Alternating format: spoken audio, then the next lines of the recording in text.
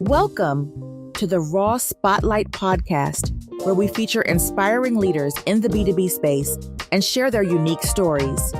Let's get started with the show. Hey, welcome to the Raw Spotlight, She's Got Hustle. This podcast series features fearless women transforming business and life through perseverance, growth, and a healthy dose of hustle. I'm your host, Emily Au, co-founder of Ready Artwork.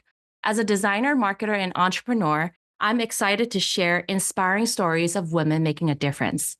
I spotlight women hustlers from B2B businesses, niche markets, major brands, local ventures, and public organizations. My guests share their success stories and how they balance passion with purpose. If you're seeking real talk and motivation from women who hustle, you're at the right place. So get comfortable, settle in, and get ready to be inspired. Before we start, I got to do a sponsorship message. This episode is brought to you by Ready Artwork, where we deliver uniquely tailored B2B digital marketing services to facilitate long-term growth for your business. At Ready Artwork, we combine data-driven insights with innovative design to help your business succeed in the digital age. Our team of experts specializes in SEO, digital ads, web development, and email marketing. We are here to help companies discover growth in unique and unexpected ways.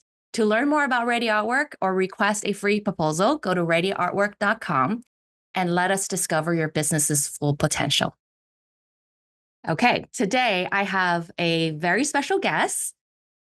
I am excited to introduce to you Virginia Toe. Hi, Virginia. Hi, how are you? Good. Virginia is an experienced acquisition marketing manager at Warner Brothers Discovery, helping drive the success of the Max streaming business. With over a decade in this industry, Virginia has mastered marketing and knows what it takes to thrive in the fast-paced corporate environment. Her journey took a pivotal turn when she grew weary of constraints of traditional 9-to-5 and the uncertainties of corporate life. With courage and determination, she ventured out on her own, exploring Airbnb investments and real estate. Additionally, she is pursuing opportunities in Amazon and e-commerce, broadening her entrepreneurial horizons and seeking financial independence through diverse business ventures. Talk about multitasking. And on top of that, Virginia is also juggling family life, travel, and even wedding planning. In this episode, we'll explore Virginia's inspiring journey, how she balances multiple ventures, and the valuable lessons she's learned. Get ready for an insightful and motivating conversation to help you hustle towards your own dream. Again, welcome to the show, Virginia. Thank you so much. It's an honor to be here. So we've known each other for quite a while. We had the honor to work together for a short period of time, well over 10 years ago. And lately, I've been seeing and inspired by some of the new projects and products you've been launching and also posting on social media. So I'm personally really excited to finally dive into your journey and dive deeper into what's been happening. So let's maybe start with, how you started in terms of your professional journey. Can you walk me through how you first got into marketing and really what attracted you into this industry? I've always, I majored in business and marketing in college. And, after graduating college, I joined you guys at Ready Artwork, working there. And, even though it was a short time period, I knew that business and marketing was something that really excited me. And it's just so broad. There's so much you can do, so many different segments, you can go into. And I think after that, I just really wanted to jump over to a larger business corporation with, a lot of different resources and trying to really push my learning. I think also just what I've learned from, to be honest, to be quite frank, I don't think I was the best employee at Ready Artwork, which I apologize for that, right? But I think when I left, a great feedback I got from Dean Victor was I think you do need, to go to a large corporate and to have these fundings to help you learn and push you to grow. And I think I really took that advice and I went for it. And, I joined a lot of different larger corporations and I just learned so much, over the years for that. Mm-hmm. Yeah, I mean, at different stage of our lives, I mean, Mhm. we just have to do what we have to do. I think you did great for the time you were here. So don't Thank you. yeah, don't step on yourself too much on that. I think you did great. But I guess after a decade now in the marketing field, over a decade, and now at Warner Brothers Discovery, what are some of the biggest lessons you've learned from working in such a big corporation, right? You have to put yourself out there. There's just so many people. I think regardless of a small company, a big company, you just have to put yourself out there. And I think the second thing too is never stop learning. I think once you stop learning, you're never going to grow, whether it's professionally or, personally. And I think those are the two very, very main important things. Right. Yeah, that's true. I mean, whether it be you're in a small business, your own business or corporate, you still have to keep pushing yourself to learn. I agree. How is it different, in terms of growing, at a smaller firm versus a corporate environment?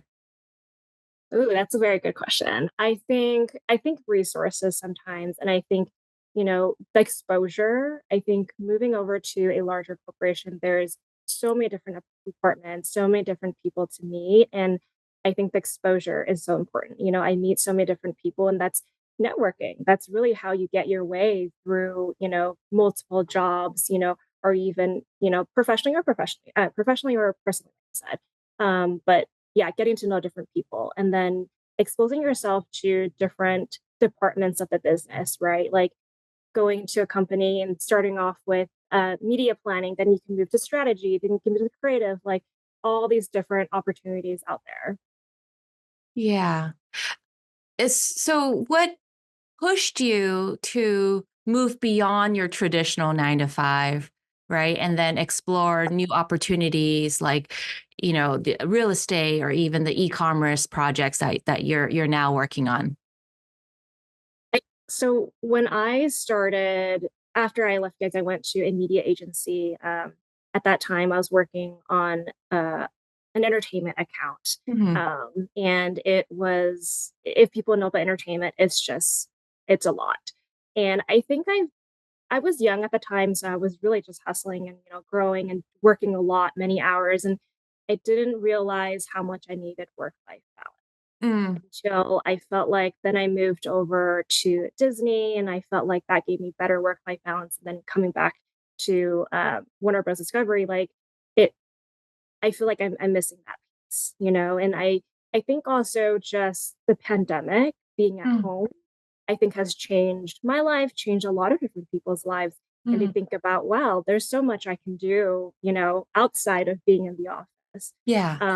And there's, passion and what other things I want to do. And I think that's really just sparked me. And I personally, so during the pandemic, while everyone was starting their own small business, I adopted a dog during a pandemic. And so I went into this huge research in dog food and Uh-huh. what to feed the dog. And so during that time, I actually started a small business.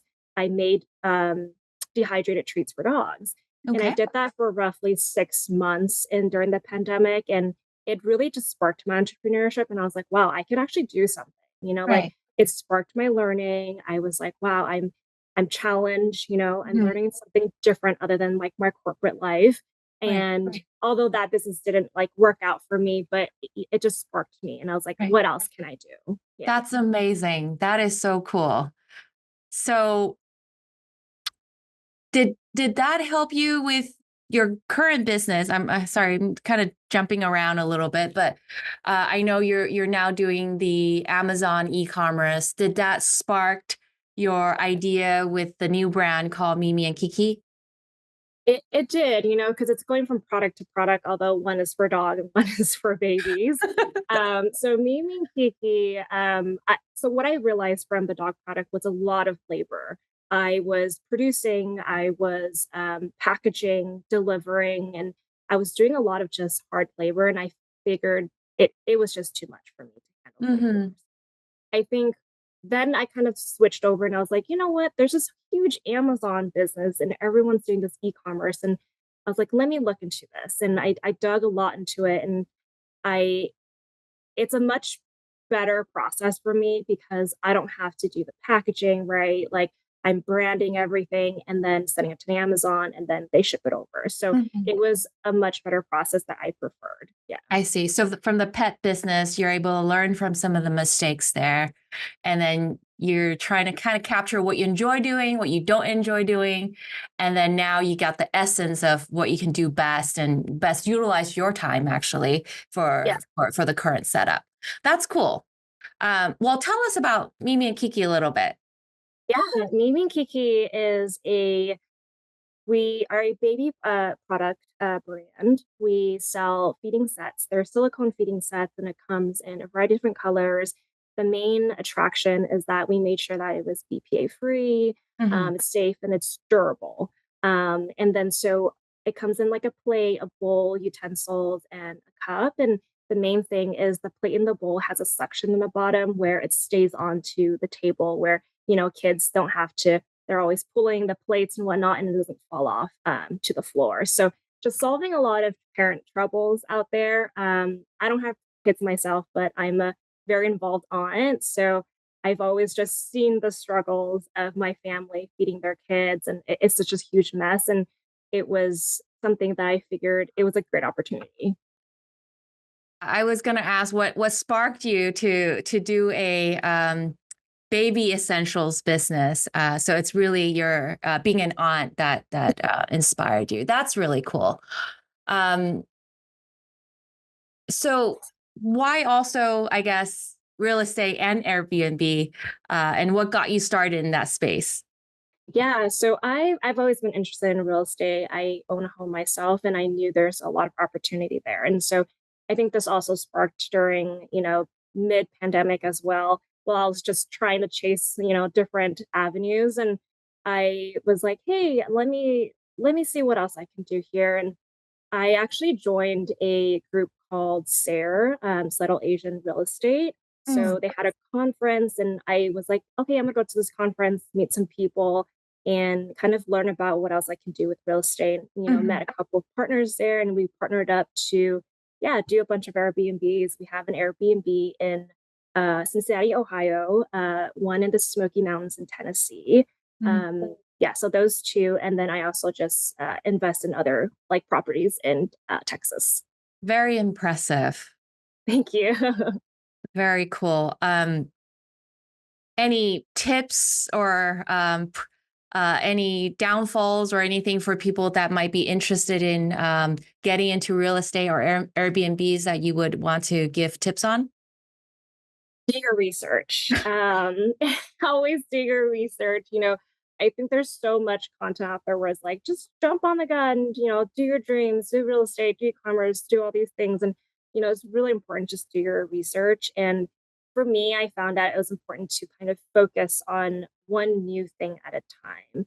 I think at the point Right. where my real estate and my e-commerce was kind of crossing, it was a lot. And I felt like it Mm, was thing, it was more stressing than it was, like I was, oh, exciting, about it. yeah. So I had to kind of level set myself and, drop Mhm. the real estate a little bit to pick up my Amazon learnings and whatnot. But yeah, do your research and, network and just meet different people and don't be scared. And I think that's the main thing about what I learned from the SARE conference is you just have to meet people and just do it. Mhm. You just got to believe in yourself. Yeah, yeah. I mean, you mentioned, there's that's a lot of projects. How do you stay organized, stay focused while also maintaining these multiple business ventures? I think because I'm personally a really type A person, I love having my list and my agendas I and remember that. notes and whatnot. So I think that definitely helps. I think just prioritizing and like time blocking. I do a lot of just reading and self-help books and whatnot that teaches you habit stacking and all these things. So just learning how to be organized in that sense. Yeah. Mhm. I mean, hearing all that, I mean, I think the listeners already know that you really have that hustle mentality down. So what keeps you driven and how do you stay motivated to get through it? I like to always challenge myself. I love learning new things and I'm always like, what's next? What's next? And then I personally have been loving traveling and, I want to be able to travel a lot more one day. And that kind of motivates me to, okay, keep hustling and figure out a lifestyle that makes sense for me to travel, to explore all these different places. Yeah. Yeah. You did mention, you're really into traveling. Any trips coming up or any planned trips coming up? No more this year, but I did a lot the last last couple of years, a lot of great trips. Yeah. Cool. For anyone that is interested in, I guess, either stepping away from the corporate life or starting a side hustle aside from maintaining a corporate life, what is that one piece of advice you would give that person? I would say, I know this sounds so cliche, but believe in yourself, and it's always the first move is always the hardest, right? Like you're doubting yourself, you don't know if you should do it, and you're scared of failure, but it's okay to fail, like Mhm. my pet business didn't work out and Yeah. it's okay to fail. It's you just have to you learn from your mistakes and but at the same time you have to make very calculated risk, right? Like you have to be like, okay, I can afford to make this risk and then make the risk and then you learn from your mistakes. Yeah. Right. Right. That makes sense. Uh, what are some of your personal and professional goals that you're aiming for the next couple of years? I hope to be able to scale my Amazon business. Right now, we only have one product with the different variations of colors, but hopefully, I can get more products on our brand, scale that, be able to, you know, fund my traveling and my real estate and all my other hobbies. And then in the long run, I really do hope to leave my corporate life one day. Okay. And for your Amazon product, it's still Mimi and Kiki's product, but just one SKU on Amazon, or is it a completely different Correct. project? Okay, Yeah. Mhm. I see. Nice. And how is it doing on Amazon? It's doing okay. It definitely has its roller coaster. So I would say as an entrepreneur, like be ready for those emotional roller coasters. You gotta brace yourself. There are days where it's low and there are days that are high. Right, absolutely. Yeah, there's ebbs and flows. Yeah, for sure.